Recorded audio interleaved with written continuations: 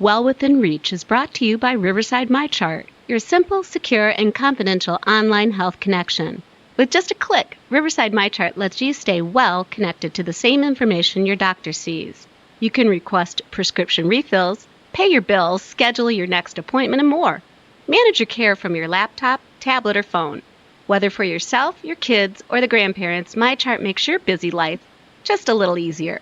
Learn more and enroll today at riversidemychart.org. Just another way to stay well connected from Riverside Healthcare. Riverside Healthcare puts the health and wellness information you need well within reach. Hello, listeners, and thank you for tuning in to the Well Within Reach podcast brought to you by Riverside Healthcare. I'm your host, Liz Healy, and joining me today is Whitney Pelletier, who's our pharmacy clinical coordinator here at Riverside. Thank you for joining us today, Whitney. Thank you for having me. So can you tell us a little bit about your background and what you do here at Riverside? Absolutely. So I am a clinical pharmacist. I graduated pharmacy school in 2016. And then in 2019, I went and got board certified in pharmaceutical services. So I've been here for 5 years, and I've been the pharmacy clinical coordinator also for 5 years. Okay. So being in the pharmacy, there's something that's coming out this year. It's the, both COVID vaccines that started this year and then the reoccurring flu vaccines. And that's what we're here to talk about today. Yeah. So first, I'm going to ask just some questions about the flu vaccine, just things that I have in my mind and things that I've heard in the community. So the flu vaccines have been around for a long time. They're not new. But can you tell us a little bit about the science? I understand they're kind of based off of last year, but how do those work? Absolutely.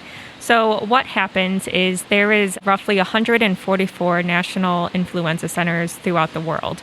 Throughout the year, they are collecting different influenza samples, and then at one point throughout the year, they will then send all of their samples and research to the World Health Organization. The World Health Organization will then review all of this and provide recommendations for what should occur. So that occurs in February, so for the Northern Hemisphere. For the Southern Hemisphere, it occurs in September. So the World Health Organization this year met in February to decide what our influenza vaccines would be. They then send all that information to the FDA, and the FDA then either agrees or they slightly change it. But it is based off of last year's influenza strains or what the Southern Hemisphere is also seeing at that time. Okay, cool. It's kind of interesting to see that they base it off of the previous year, so they have a jumping off point. So are there different types of vaccines? I know some people are allergic to eggs, so they can't get a normal flu vaccine. Yeah, so there are 3 different types of influenza vaccines. So you do have your regular egg-based, then you have a cell-based, which actually uses mammalian cells. And then there's recombinant, which is basically a culture-made vaccine that is made in a laboratory. That one does not have any type of animal or egg type product. It's all made within the laboratory. So there are 3 different types. Okay. So are there times of the year, I know you said the WHO and the different health organizations meet at certain times of year to talk about the vaccine. Are there good times of year that you should get your flu vaccine? Yes. So the best time to obtain your flu vaccine if you are an adult is anywhere between September and the end of October. If you are a child or have children, sometimes they say it can be done earlier because they may need 2 doses depending on which flu vaccine this is for them. But really for your adults, it's September to October. What that then allows is additional coverage because typically your actual influenza season peaks in February. So you want to make sure that you're still covered between that February and March time. So September and October is the best time. Okay, and how long does it take for the vaccine to become effective? It's roughly 2 weeks. Okay. Does the flu vaccine prevent me from actually getting the flu? It helps reduce your chances.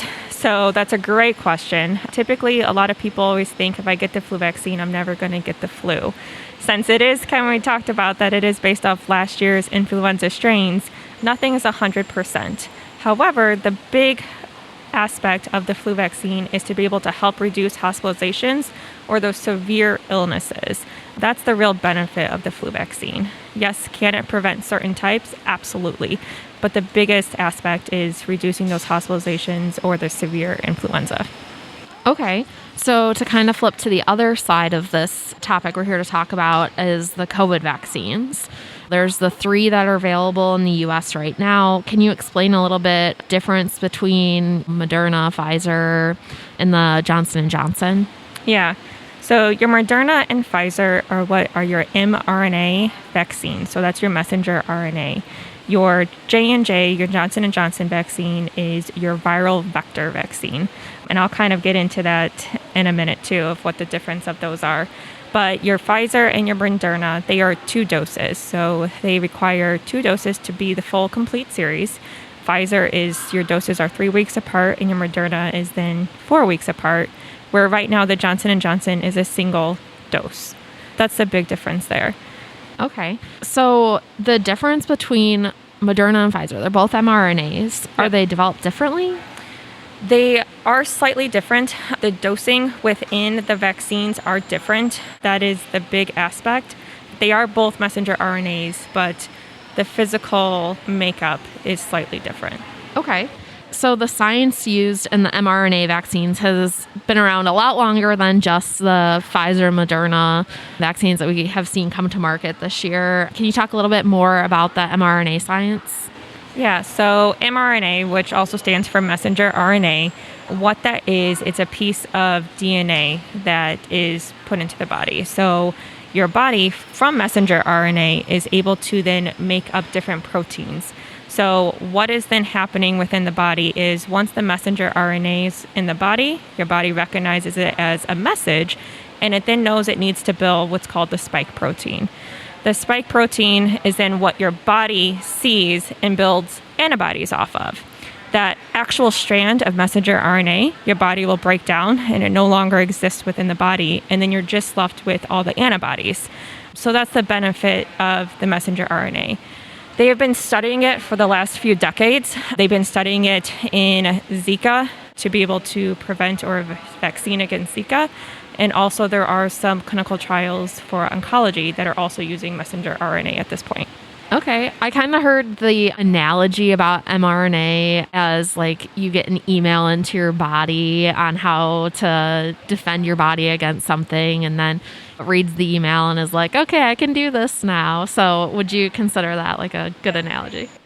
Yeah, if you know how to defeat it, you can hit delete and then it's gone. So yeah. Oh, perfect. So it is a great analogy then. So once you get a COVID vaccine, how long does it take you to build up the immunity? Is it similar to the flu vaccine? It is. So it is 2 weeks. So if you get the Pfizer or the Moderna, it's 2 weeks after that second dose. The Johnson & Johnson, it's 2 weeks after that single dose. Okay. Something that just came to mind here. So there's the 2 doses for the mRNA. Is there a reason why we get the 2 doses for that one? Yeah, so your body is then able to create additional antibodies. So we already know from the first dose that it is effective, but it's not that 90-ish% effective. By having that second dose, you're then able to get there. So it's very similar to when you're a pediatric and you're getting that flu vaccine. So kind of going back to the flu. Whenever it's your first time ever receiving the vaccine, you actually need 2 doses a month apart for the flu vaccine. Oh, okay. So that's very interesting. You know, one of the big myths that came out right when the COVID vaccine came out is that the vaccine would completely prevent COVID. I assume it's similar to the flu vaccine, where it doesn't completely prevent it. Correct. Yep. So especially with the variants that we're seeing now, obviously viruses are able to change, they're able to mutate. So by being vaccinated, it definitely helps prevent you from getting it, or also if you do get it, because it's not 100% effective, the case will most likely be less severe. Okay. So at first, it was not recommended to get both the COVID vaccine and a flu vaccine or another immunization at the same time. Is that still true? It is not. So the CDC has updated their recommendation that you can actually get the COVID vaccine and the flu vaccine at the same time. The reason why they updated this was based on past studies of other vaccines and how vaccines work, that there is no interaction between the two. So if you need both, you are more than able to get both at the same time. Okay. And why is it so important that we receive both the flu vaccine and the COVID vaccine? Yeah, so it's important to receive both the flu vaccine and COVID vaccine because they're two different viruses. So they're both something that can be harmful to other people or even myself. And it's important to vaccinate against both because they're very different. The flu vaccine and the COVID vaccine and the flu virus and COVID virus, they are not the same. One will not protect you from the other. So it's important to protect yourself from both. Okay. So do you think, in your opinion, obviously, everyone has their own opinion. I've heard a lot that the flu season could be a lot worse this year. Would you agree with that? I think it's going to be a wait and see. Definitely last year was mild, and I don't know if it's because everybody was washing their hands more and wearing masks. But yes, I have also heard that this year is going to be a lot worse. I think it's going to be a wait and see at this point. Yeah. If someone is looking to get either a flu vaccine or a COVID vaccine at Riverside, how would they go about doing that? Yeah, they can sign up on their MyChart for a flu vaccine or COVID vaccine. If you go onto MyChart, it allows you to sign up for that. Oh, perfect. They can schedule their appointment right there. They can do it, and whenever they have a free time, they can on download their phone, them. anything. Yeah, on their phone. That's perfect. Is there anything else you'd like to add, Whitney? Just the real importance of being vaccinated and why it's so important and how you can help the community by being vaccinated. Perfect. Thank you so much for joining us today, and thank you for tuning in to our Well Within Reach podcast with Whitney Pelletier from the Riverside Pharmacy and your host, Liz Healy. Thank you.